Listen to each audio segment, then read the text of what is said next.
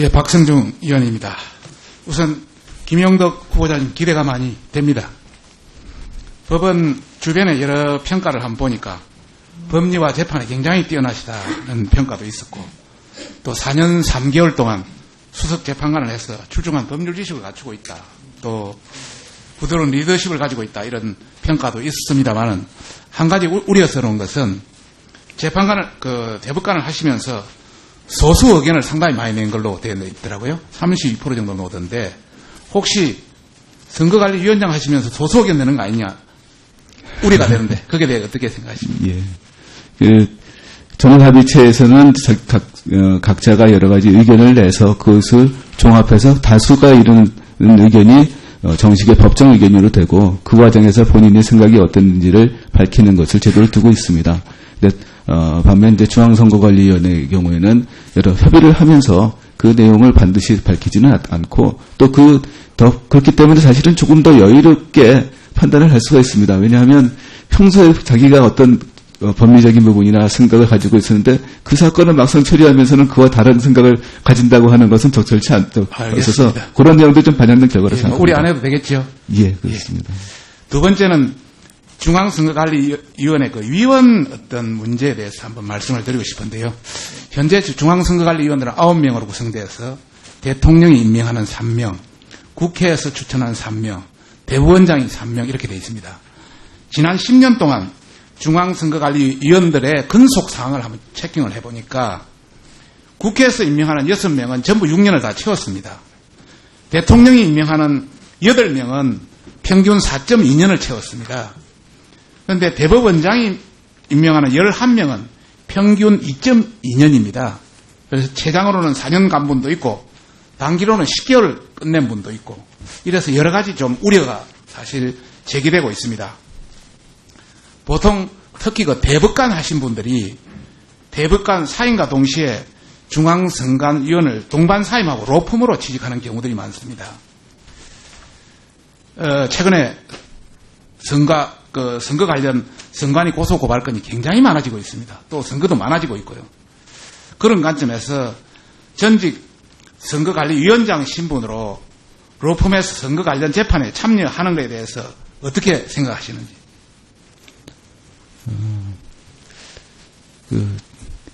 퇴임한 이후에 일정한 기간이 얼마나 경과됐느냐, 내지는 그 여러 가지 요소들을 판단해서 할 사항이고, 다만 이제 예를 들어서 퇴임한 이후에 바로 나가서 그 선거 관련 사건을 담당한다면 그것은 회피하는 것이 이런 적절한 모습이라고 생각이 됩니다. 그렇지만 그것이 퇴임한 이후에 상당한 기간이 지났다면 그 부분을 가지고서 바로 직접적으로 그 기간만, 그러니까 선임했다는 사유만 가지고는 조금 문제 삼기는 어렵지 않나 생각은 듭니다. 그렇지만 말씀하시는 것처럼 수임하는 과정에서 변호사들도 소위 말하는 수임에 관한 윤리나 이런 것들이 있기 때문에 합리적으로 판단을 하리라고 기대합니다. 네.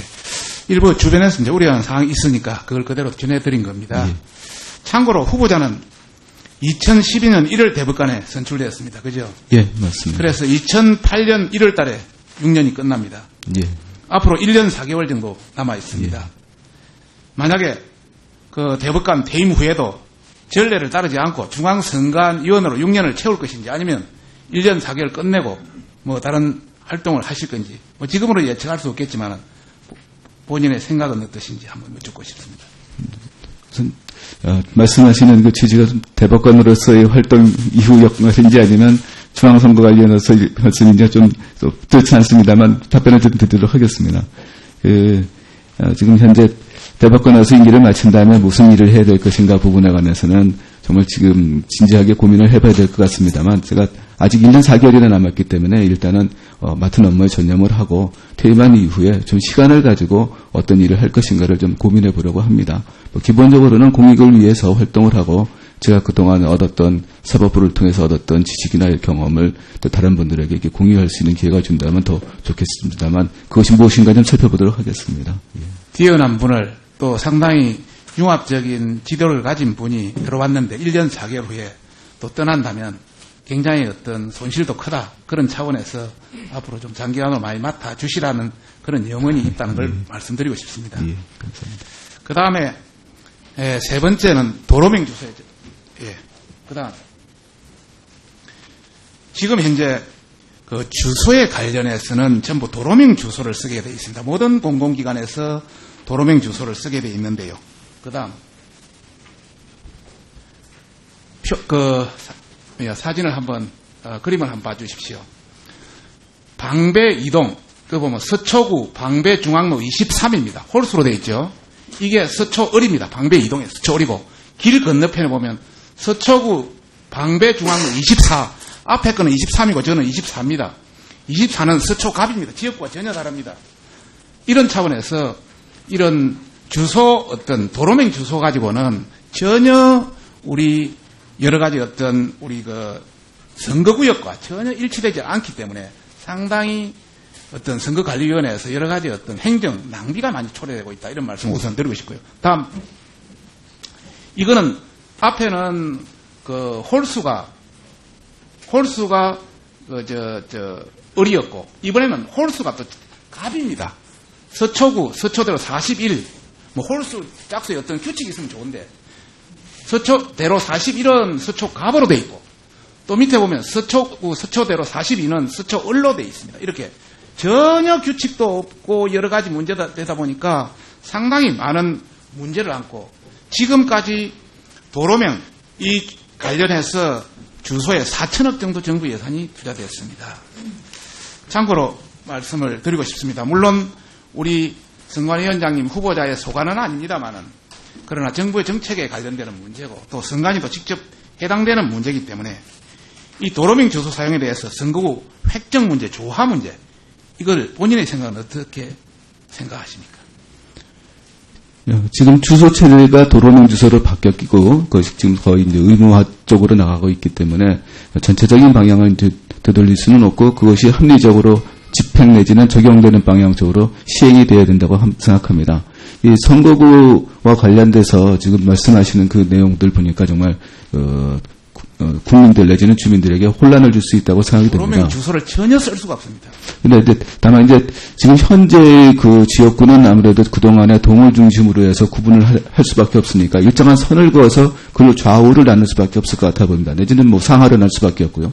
도로명을 하게 되면 도로명은 이제 좌우에 다 표시가 되고 홀수적선은 그 따라서 이제 구분이 되는 것으로 알고 있습니다만은, 그렇기 때문에 지금 같은 도로를 쓰고 있으면서도 한쪽은 다른 이쪽 홀수 짝수 구분 안 되고 어떤 것도 구분이 안 돼요. 그래서 사실 좀 고민은 됩니다만, 자, 됐습니다. 예, 그 정도 말씀드리겠습니다. 한 가지만 더 묻겠습니다. 시간이 너무 없기 때문에 시간이 다 돼버렸네. 10초밖에 없어서 다음에 시간이 1분 더 줄 수 있겠습니까? 하나 주십시오. 네, 끝내겠습니다. 예. 그러죠. 꼭 끝내겠습니다. 1분 드시죠. 예. 정치관계법 개정 의견을 선관위에서 낸 걸로 알고 있습니다. 지난 8월 달에 어느 그 상임위원이 누구라고 이야기는 지칭하지 않겠습니다. 전반적으로 20대 총선에 대해서 선거 정당 정치자금 제도에 대해서 모든 문제점이 노출됐다.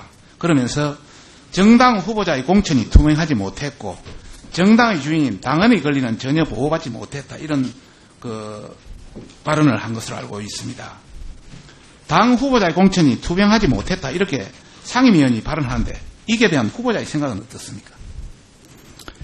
그 내용을 제가 직접 듣지 못했습니다만 지금 그러니까 지금 정치관계법 개정 의견을 내면서 그에 관한 필요성을 얘기하다 보니까 과거에 언론 등에서 언급됐던 내용들을 그대로 인용한 것이 아닌가 이렇게 막연히 생각하고 있습니다. 예. 정당의 주인인 당원들의 권리를 전혀 보호받지 못했다. 여기에 대한 생각은 어떻습니까? 그것도 마찬가지의 표현이 아니었나 생각합니다. 예. 모든 것이 정당 내에서도 충분한 논리와 여러 가지 어떤 법리, 이익, 권리, 이익 이런 게 다 통합돼서 진행되는 것인데 이렇게 단순하게 표현하는 것은 국민들에 대해서 잘못 오해시킬 수 있다. 이런 차원에서 앞으로 많은 신중을 기울였습니다. 예, 알겠습니다. 네, 박성중 의원님 수고하셨습니다. 더불어민주당의 박주민 의원.